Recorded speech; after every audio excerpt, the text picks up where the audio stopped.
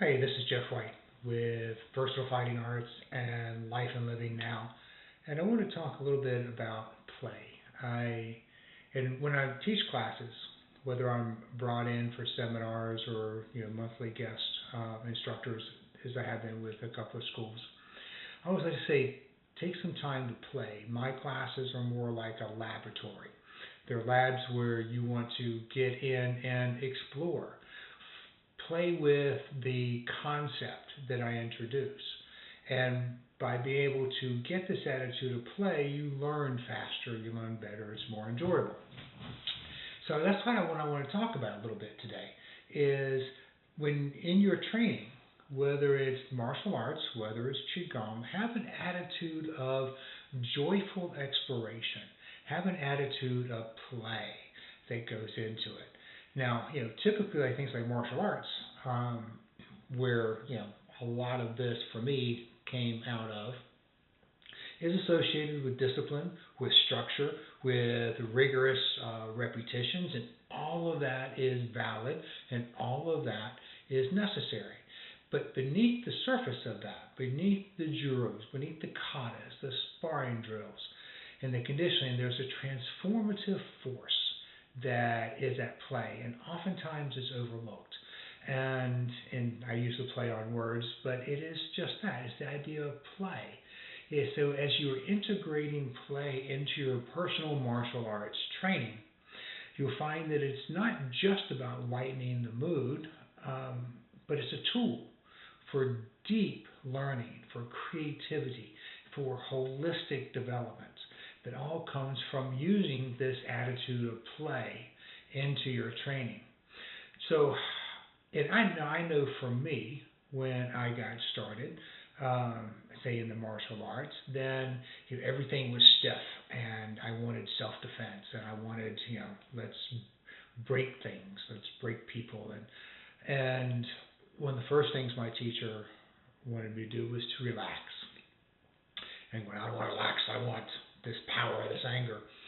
And anger is a very galvanizing force and influence, but it's not sustainable. It's a poison that will just wrecks the soul. You have to find something else for long-term training, long-term mindset. And we'll go into this, we're going to speak more about this as I write and make these recordings about being calm, being centered, being grounded, being relaxed, using your whole body.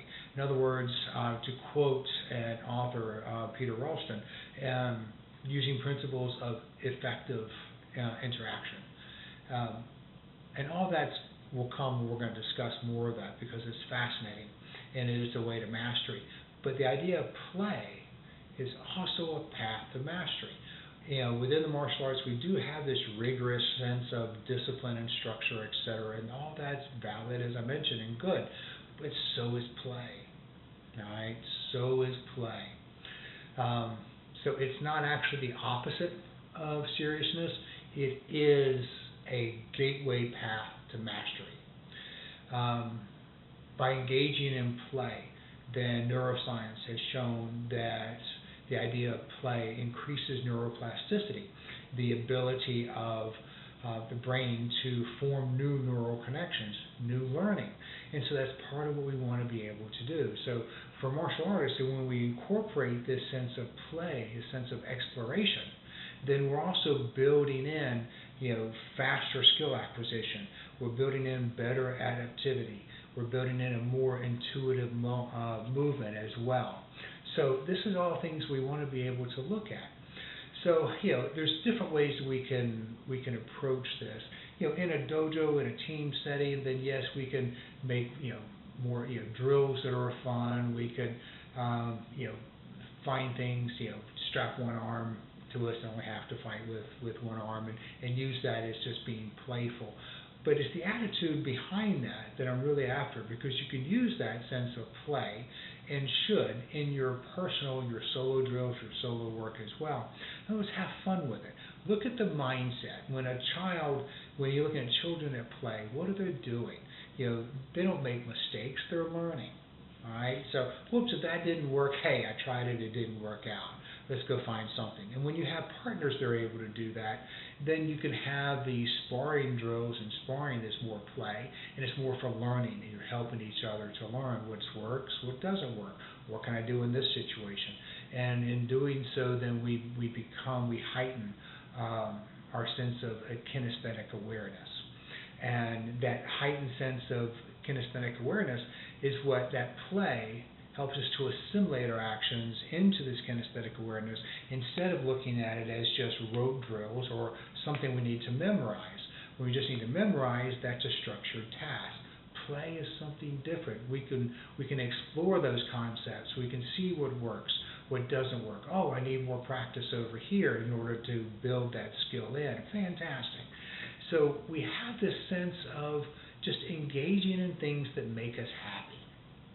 And by doing so, we assimilate those drills into our kinesthetic awareness, our sense of body being. Very, very important. When we can build that sense of play and that sense of movement into our being, and without judgment, without the sense of being overly serious, we still want excellence, but we can get excellence and we can get into that sense of flow by that sense of play, by being engaged, by being fully present in the moment, not wondering how can I do this better. There's part of that, but it's in that moment you're just playing. There's times when we have had sparring drills and we're just kind of going at it, and then you see something. It's almost like the mind goes into slow motion. It's something you see at an opening, and it feels like you have all the time in the world. You don't, but there's been times when I have done that, and it immediately, I was able to gain the advantage. And at times it ended up in a lock or a throw or something, and at first I would apologize, but man, it was just there. It just appeared out of nowhere, and I saw it and took advantage.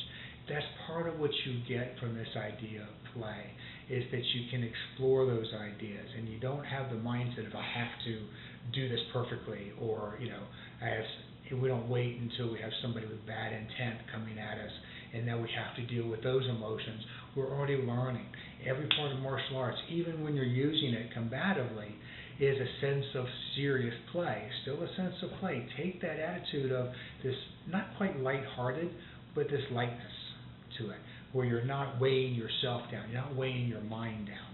What happens a lot when we get into this seriousness of combative arts is that we create tension in our minds, and that tension is also resistance, whether it's to the present moment, to the fact that we're being attacked, to what are we thinking, okay, what I was going to do in my training, or here's what I wanted to do.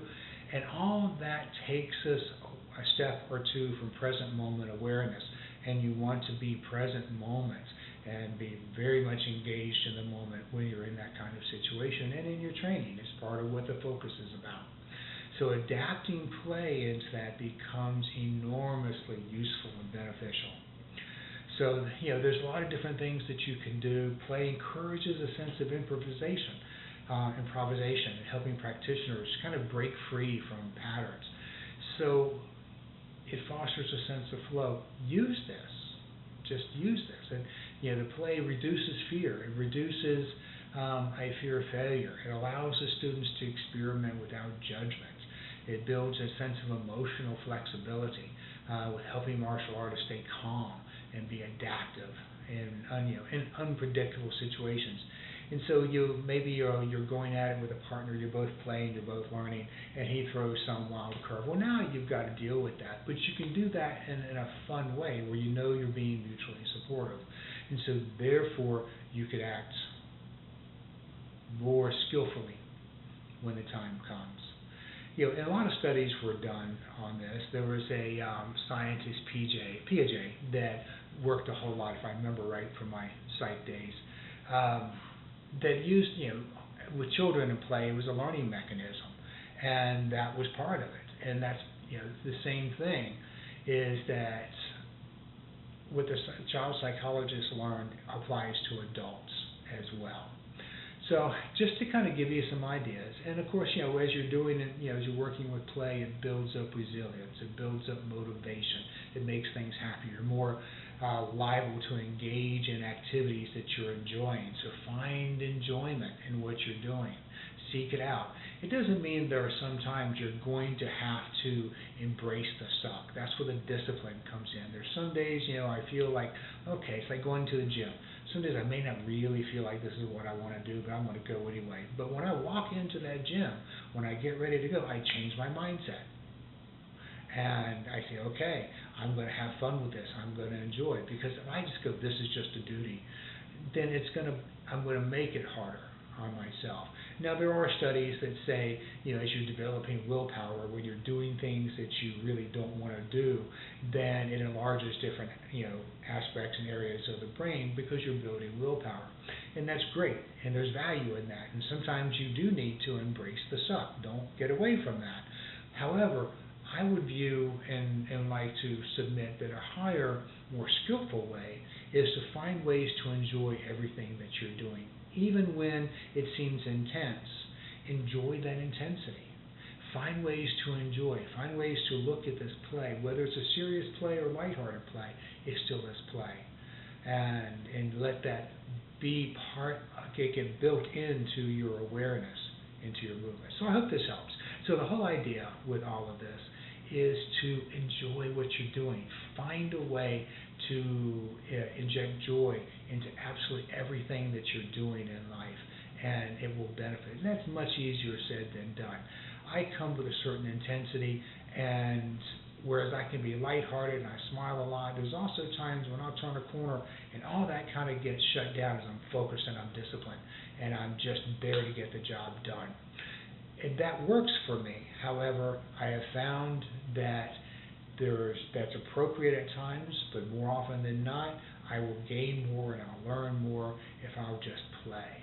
I play with movements. When I'm learning a new skill, when I'm learning something, a new concept or a new movement that seems uncomfortable to me, then when I feel that tension come in my head, I've learned to set that aside and find some way to make this enjoyable. Find some way to make it a fun aspect. And it can be whatever appeals to you in that. Everybody's going to be a little bit different, and that's okay. So I hope that helps.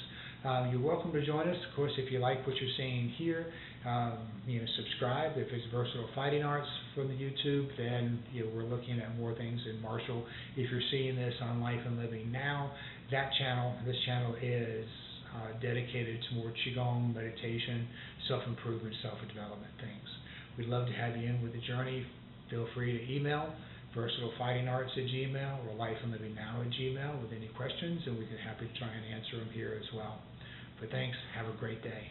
Bye-bye.